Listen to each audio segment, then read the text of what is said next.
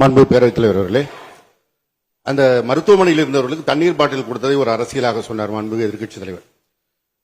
அந்த சம்பவம் நடந்த நள்ளிரவே மாண்புமிகு அமைச்சர் அன்பில் மகேஷ் பொய்யாமொழி நாங்கள் எல்லாம் அங்கே போய்விட்டோம். அந்த நேரத்தில் ஊரே பயந்து போய் கடையெல்லாம் மூடிவிட்டது. அந்த நேரத்தில் எந்த கடையுமே இல்லை. அங்கே இருந்தவர்களுக்கு குடிப்பதற்கு தண்ணீர் இல்லை.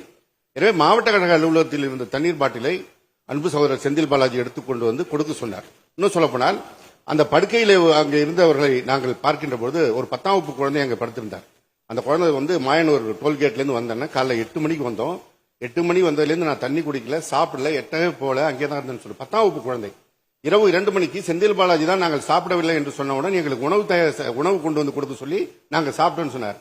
தவித்த வாய்க்கு தண்ணீர் கொடுப்பதையும் உணவு கொடுப்பதையும் கூட அரசியலாக பேசுவது மாண்புமிகு எதிர்க்கட்சித் தலைவர். அடுத்ததாக மாண்புமிகு எதிர்க்கட்சித் தலைவர் ஒரு இடத்திற்கு அனுமதி கொடுக்கின்ற காவல்துறைக்கு மாண்புமிகு முதலமைச்சர் தான் பொறுப்பு, முதலமைச்சருக்கு பதில் சொல்ல வேண்டும் சொல்கிறார்.